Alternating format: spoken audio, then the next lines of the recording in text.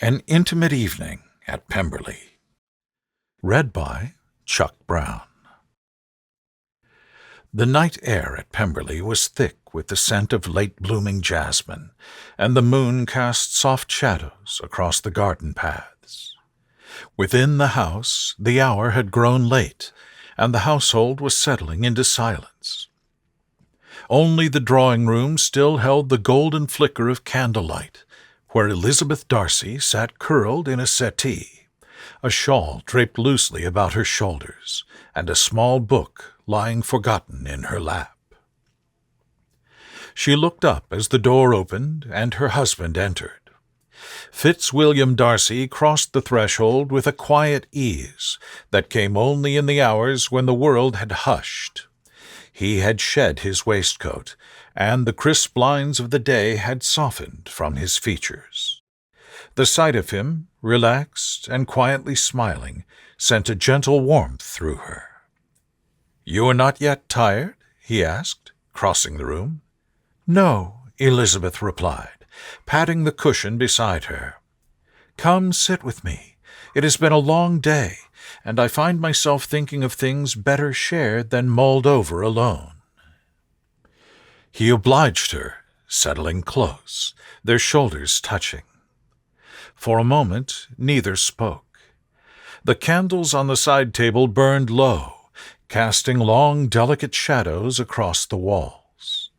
A breeze whispered at the windows, and somewhere beyond the garden an owl gave a low, contented hoot. "I had a letter from Jane today," Elizabeth said at last. "She sends love. The children have taken to planting sunflowers." "Bingley's doing, I presume," Darcy murmured with an affectionate tilt of his head. "He has become rather obsessed with growing the tallest stalk. Jane suspects it's an attempt to distract the children from his plans to train the dog." Darcy chuckled, a quiet, low sound that she felt in her chest as much as heard. She turned to look at him, studying the way the light played along his features. There was something contemplative in his gaze, something almost wistful. "Do you remember," he began, his voice quieter now, "the morning I came to see you at the parsonage, not long after you refused me?" Elizabeth blinked in surprise. "I do. You brought a letter." "And I waited too long to give it to you." He looked down at her hands, folded neatly in her lap. "I had rehearsed my words so many times, but none of them seemed right until I sat down to write instead." Elizabeth reached over, brushing her fingertips lightly along his sleeve. "It was a very good letter." He smiled faintly. "It was your honesty that deserved the credit.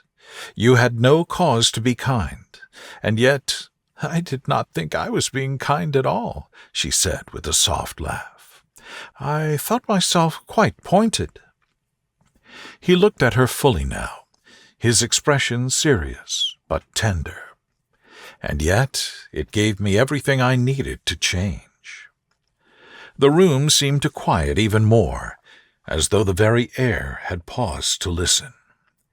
Elizabeth felt the depth of his sincerity, and it moved her in ways she could not fully explain. "I have often thought," she said slowly, "how differently everything might have unfolded if I had not read that letter, if you had not written it." He reached for her hand then, gently lacing his fingers with hers. The touch was simple, but it spoke volumes. "But you did read it, and I did write it, and here we are." She leaned her head against his shoulder, and he rested his cheek atop her hair.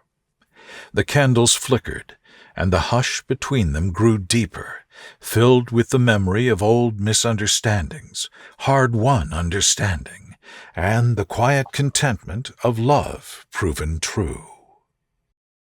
For a long while they sat that way, the night gathering around them.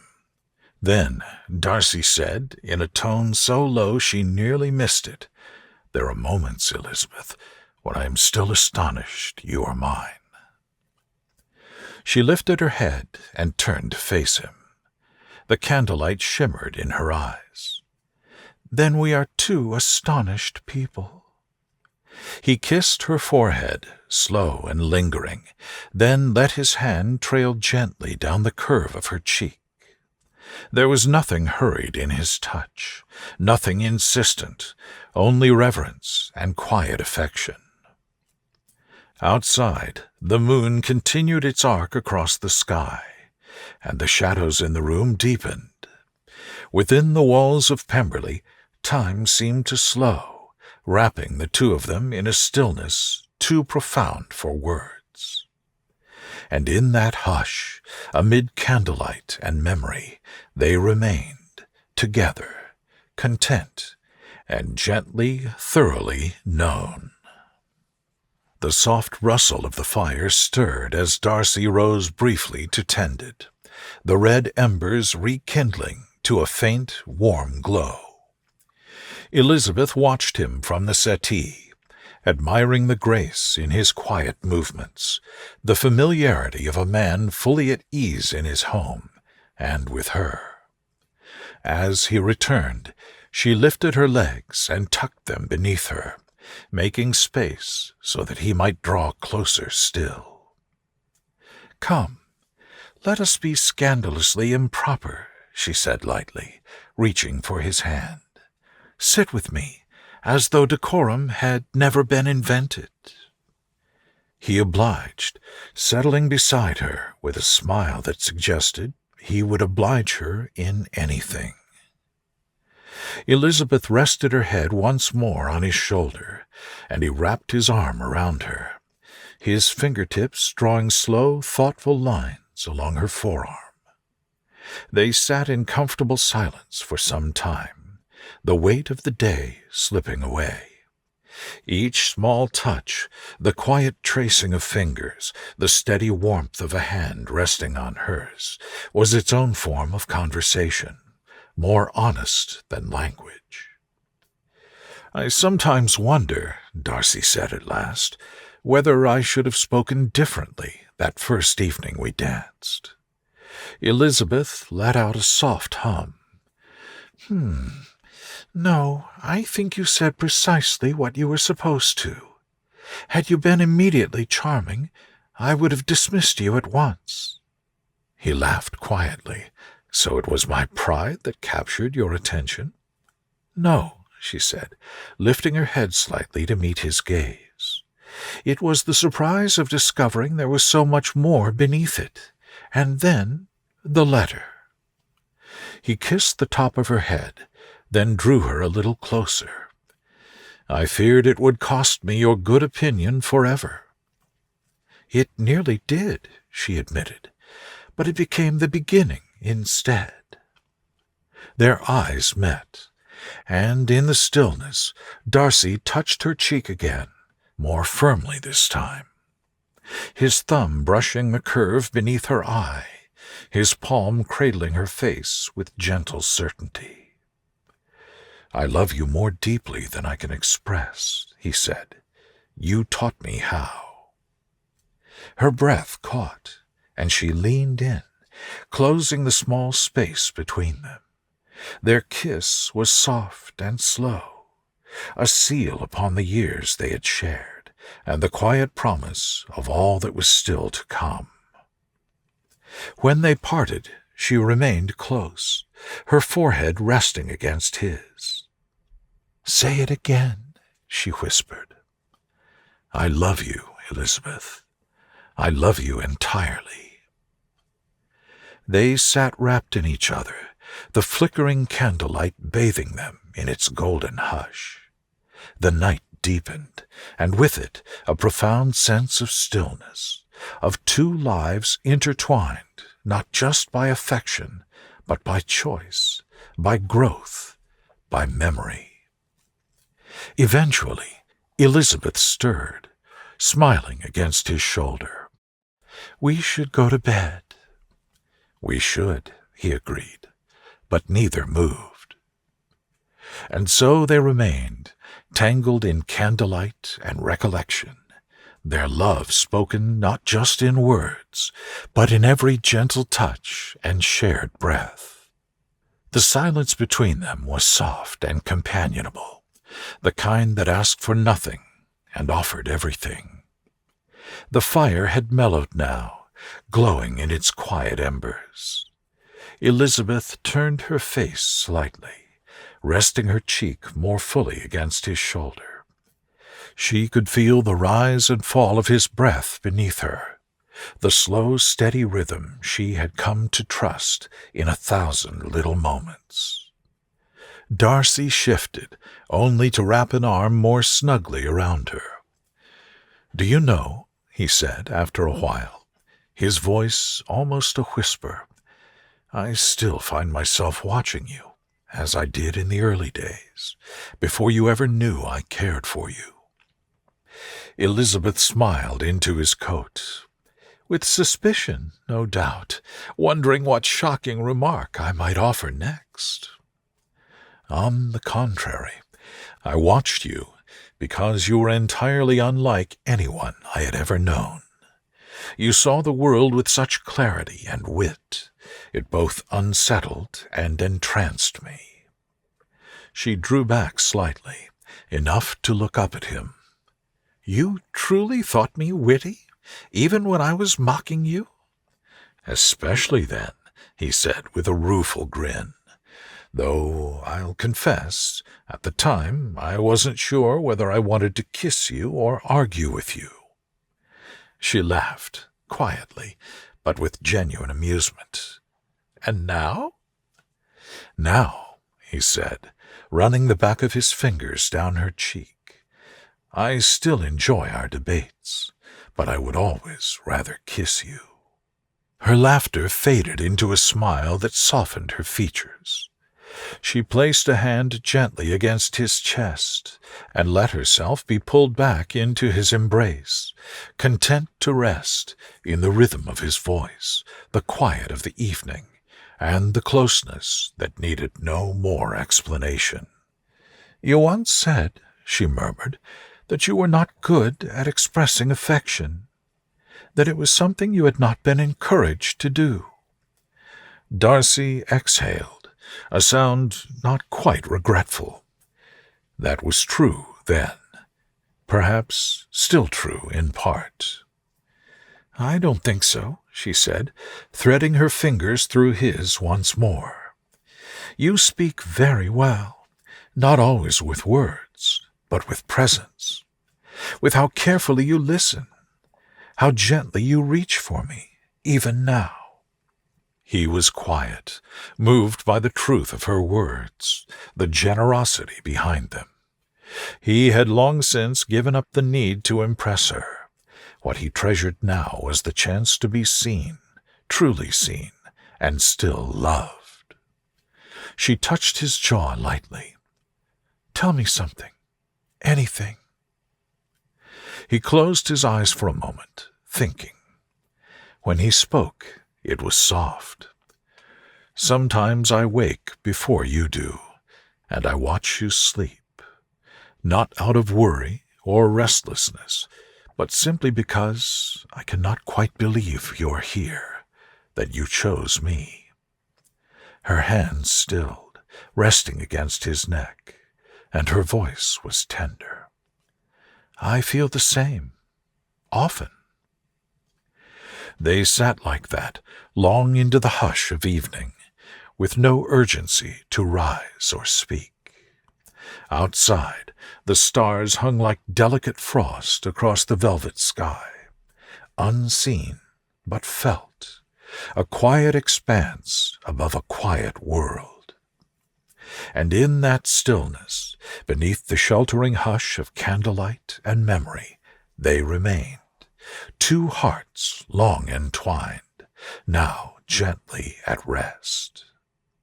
Later, as the fire died to its faintest glow and the candles guttered low, Elizabeth stirred slightly, and Darcy shifted to accommodate her, the movement small, practiced, the shared language of years. They said nothing, There was no need. But at length, Elizabeth's voice threaded gently through the quiet.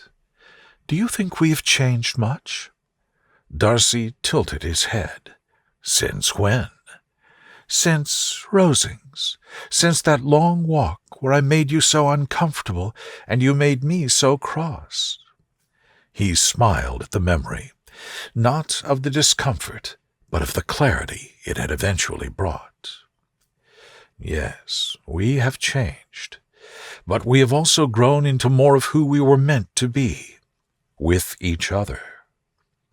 She nodded, satisfied by the answer, then added softly, "I sometimes wish we could speak to our younger selves, tell them to be less proud, less certain." "But then we might not have come to this place," he said, brushing a lock of hair from her brow. "If I had not been so arrogant, or you so bold, we might never have seen each other truly." Elizabeth laughed lightly. "A fair trade, then. Stubbornness for understanding." "And candor for connection," he added. "We have made good bargains." There was silence again, but it was warm and dense with meaning, the kind of silence that invites memory and peace in equal measure. Eventually, Darcy reached across to snuff the last candle. The flame vanished with a soft hiss, leaving only the embers of the fire and the faintest outline of her silhouette beside him.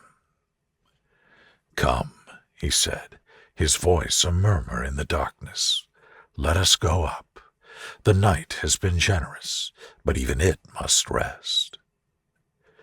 She allowed him to help her rise, and they moved together with the unhurried grace of those who know their rhythm, their steps already in harmony. In the darkened corridor, she took his arm, leaning into him slightly, her warmth a steady anchor against the cool of the hall. They climbed the stairs with the quiet reverence of those who do not wish to disturb the spell of the night. Each step creaked faintly beneath them, a lullaby in old wood. As they reached the threshold of their room, Elizabeth paused, glancing back toward the fading corridor and the light that had once flickered behind them. "I will remember this night," she said softly, "not for anything extraordinary, but for everything familiar." Darcy turned to face her fully, even in the shadows, and took her face in his hands. "And I will remember it," he replied, "for everything it held, your laughter, your thoughts, your closeness. It was ours." He kissed her then, slow and lingering, and when they parted, he opened the door to their room, letting her enter first. The moonlight spilled in across the floorboards, pale and silken, like memory made visible. Inside, they prepared for bed without fuss or words, their movements as companionable as the evening had been. As Elizabeth pulled back the coverlet, Darcy extinguished the final lamp, plunging the room into the gentle silver of night. They settled beneath the blankets, limbs instinctively finding one another, breaths synchronizing, the last whispers of wakefulness giving way to rest. And as sleep approached, soft-footed, tender, Elizabeth turned toward him once more and whispered, "I do love you, you know." "I never tire of hearing it," he murmured, his lips brushing her temple. Outside, Pemberley slept. The trees stirred quietly in the breeze. The stars blinked softly in their distant watch, and all was still.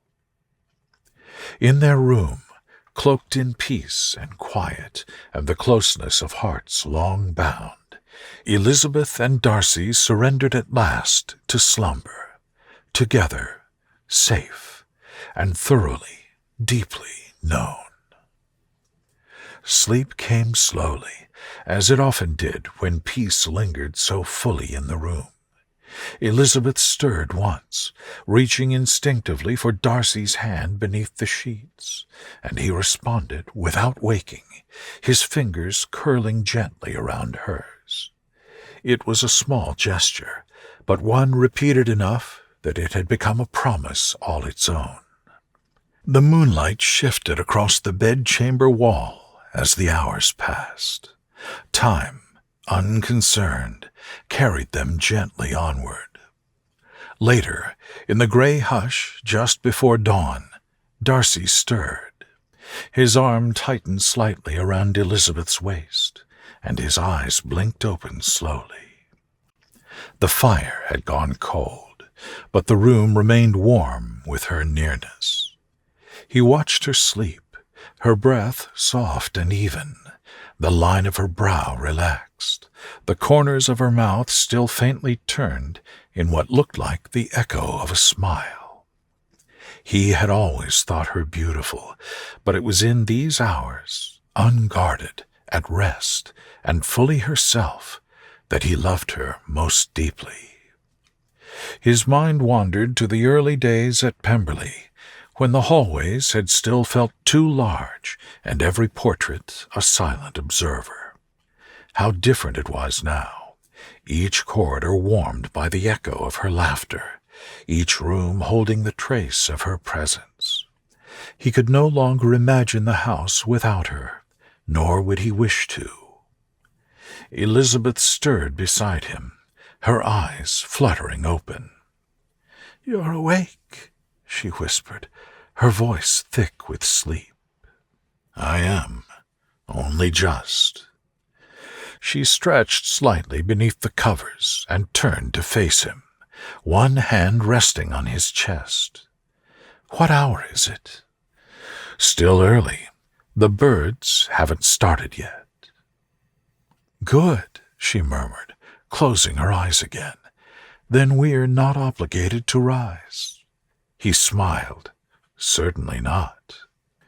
They lay like that for a time, half awake, half dreaming, wrapped in warmth and the slow return of thought. "Do you ever regret," she asked suddenly, not lifting her head, "how we came together?" He looked down at her, puzzled. "Regret?" "The misunderstandings, the pride, the hurt." "No," he said softly, "because it made us honest, and in honesty we found something real."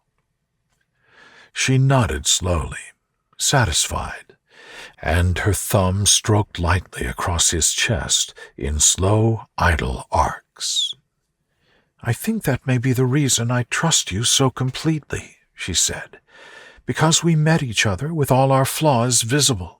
And still, we chose."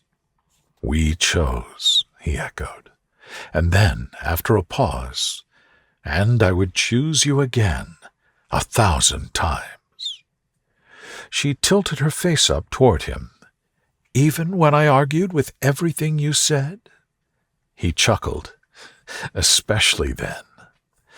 "And if I had never softened?" "I would have remained devoted.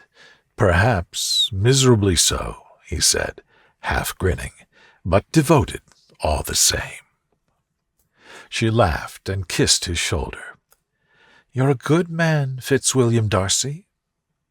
He turned toward her, hand cradling the back of her head, as he whispered, "Only because I was challenged and changed by the very best woman I've ever known." Their kiss this time was deeper, unrushed. It held no urgency, only affection, the kind of closeness that grows stronger in silence. When they parted, Elizabeth rested her forehead against his.